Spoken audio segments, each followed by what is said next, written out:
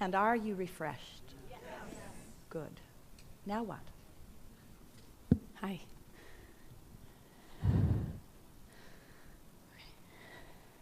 I love being here. So my son is 10 years old and has autism, and he is Awesome. he's awesome. He's awesome. And he's Awesometism. Totally. Totally. Yeah. And he's extremely attuned to energy, okay? Yeah, because he, unlike most humans, has not talked himself out of that vibrational communication or understanding. Right. Yeah. Lately, I've noticed that he's been very attuned to my emotions. And Actually, he always has been. Yeah. Lately, you've been more attuned to his attunement to your emotions. yes, yes, yes, He always has been. yeah, You are just beginning to realize it more. yes. Yeah. And, okay, well, this might change my question a little bit. I know, I'm noticing. Well, we'll just give you the answer. Okay. So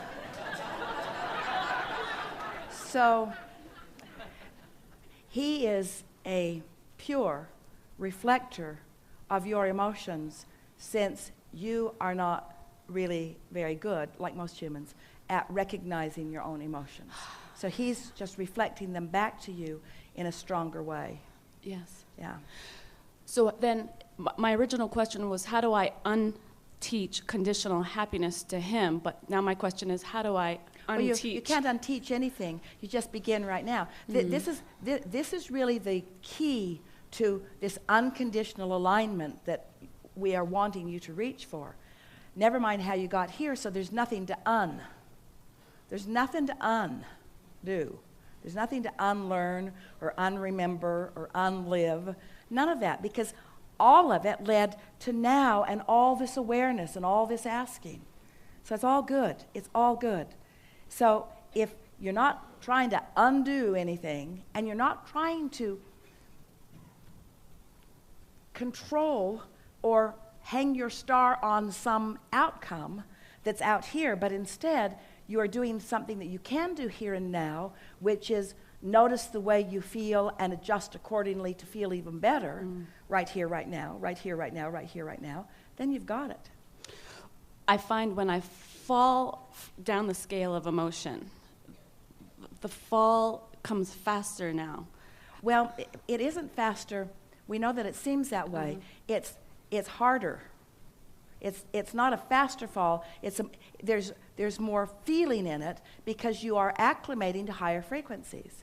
So when you're not there, you just like it a lot less than when you were hanging around there on a more regular basis. Exactly. Yeah. Nice to know. That's all a wonderful acknowledgement of the steady improvement in your vibrational frequency. Esther's taking it even to a stronger statement, and she teases us. She doesn't really like it very much when we tell on her, and we tell everything on her. But she's been saying that she's becoming a sort of vibrational snob. And the reason she doesn't want us to say it out loud is because it's hard for most people to understand what she really means by that. But what she means is she's happy in that pickier, higher, she's happier being pickier about the higher frequencies and less willing to play in the lower frequencies just to please somebody else.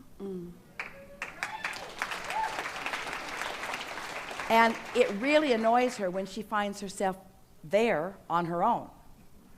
In other words, but it's always, you started to say this, it's always in response to what you're observing. In other words, it's easier to get there and stay there if you don't have so many moving parts that you're considering. But the vibrations of others and your awareness of their vibrations then affects your vibration. And so that's why as you become more singularly attuned to your own frequency only, and you don't try to factor in what everybody else is feeling about everything, that's the thing that's so interesting. You're good as long as they're good.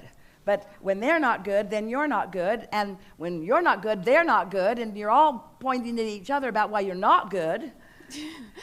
So as a mother, I'm looking at my son, worried about me and what I'm feeling. And then there's this thing going back and forth between us where we're worrying about each other. It's really fun to play with someone like that because he will reflect back to you on a moment-by-moment basis of what you've got going on, which can be helpful in wanting to tune yourself to feeling good. But don't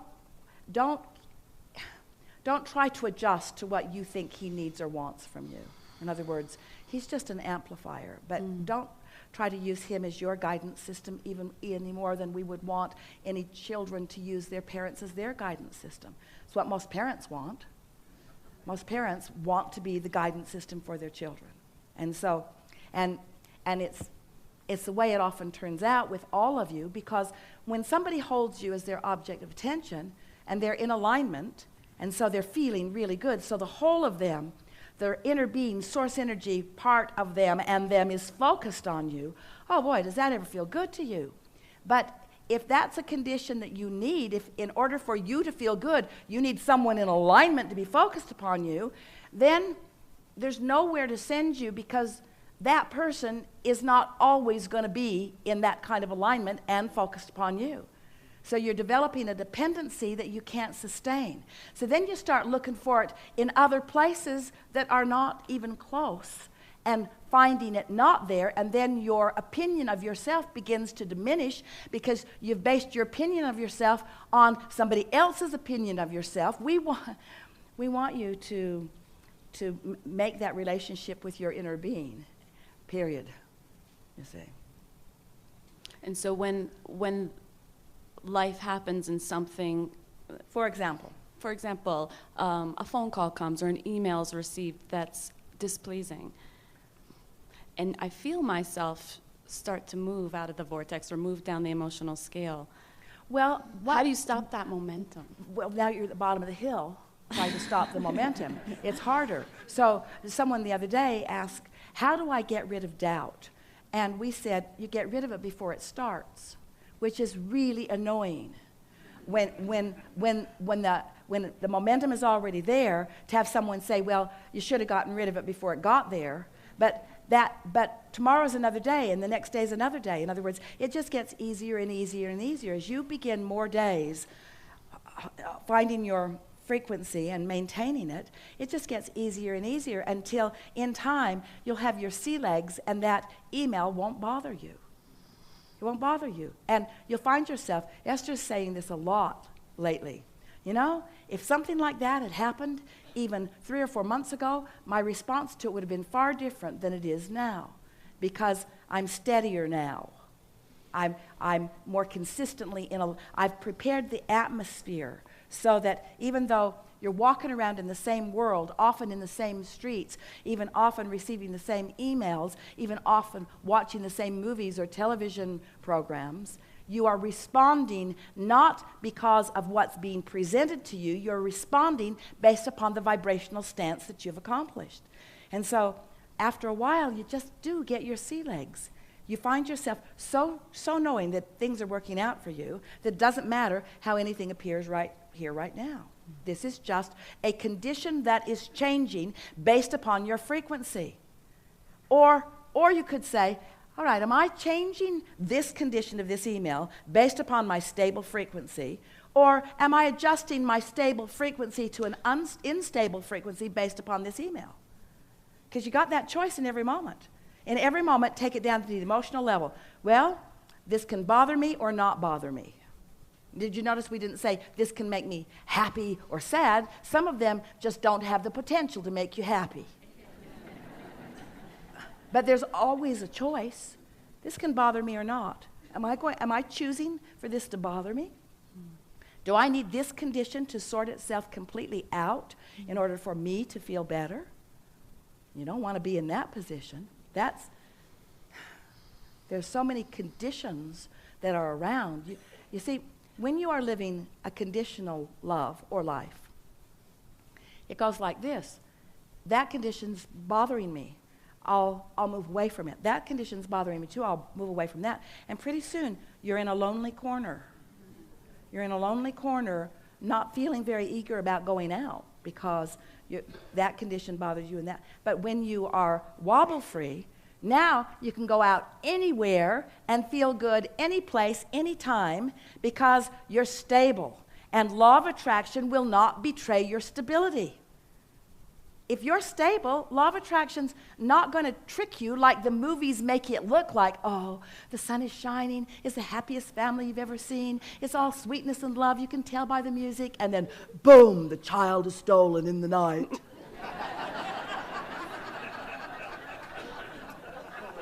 Law of attraction will not betray you, you see. Thank you. Enough?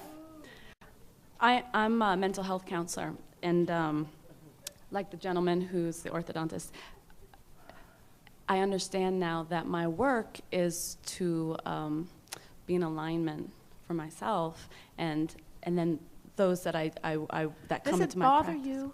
Those who are in the mental health field must be bothered at how much those on the outside look like those on the inside. In other words, the whole world is sort of in need of mental health by the criteria that is established. Yeah. We're just trying to strike a little humorous footing here before we move forward. And can't you sometimes see that some of the delusions that some people have fashioned have actually stabilized them? Yes. And that it is the trying to take their delusions away, there's this vortex. It's a vibrational reality. You can't see it or hear it or smell it or taste it or touch it. And then you go to the mental health place. This is reality. Right. You must face reality. Right. But I'm happier when I'm in my vortex. Lock her up. Right. We're being extreme here. No, I understand, and it's a question that I think about often. As an Abraham-inspired therapist, the language that we use in this community doesn't really mean anything to those who aren't playing with us. So I'm trying to learn. Well, let us give you some universal language. Okay. Love. Yeah. It's going to be okay. I had fun with you today. I like what I'm hearing from you. I feel really good about what's going on here. I feel things are working out for you. In fact, I'm sure of it. You got a lot going for you. We all do. We're all making too much of all of this. You're in a much better place than anyone is letting you believe. Much better place than you believe. I'm so looking forward to what's unfolding here. Not one of those words is not understood by both communities. It's just not offered by one community very often. Because the one community, that one, it's got itself all twirled up out in the weeds, out in the sifting out the conditions. You make yourself crazy as you are trying to find a behavior that is deemed the appropriate behavior. You're becoming more and more divergent as a mass consciousness from the behaviors that were deemed acceptable. Look what's going on in all the movements in your world. Those conditional lovers who need things to be the way they want them to be in order to feel good are having nervous breakdowns today. Because the laws aren't backing them up anymore. The tide isn't backing them up anymore. The current, the mass movement, the paradigm shift is not backing them up anymore. You cannot wrestle this to the ground. You cannot control conditions and find alignment. And so it's a wonderful thing that you are where you are. Really a nice blend. You're in a place that so much can be heard from you by those who see you in a place of understanding. So it's really an easy, comfortable blend. You can believe in their well-being. You can. Yeah. Yeah. Thank enough. you. Thank you.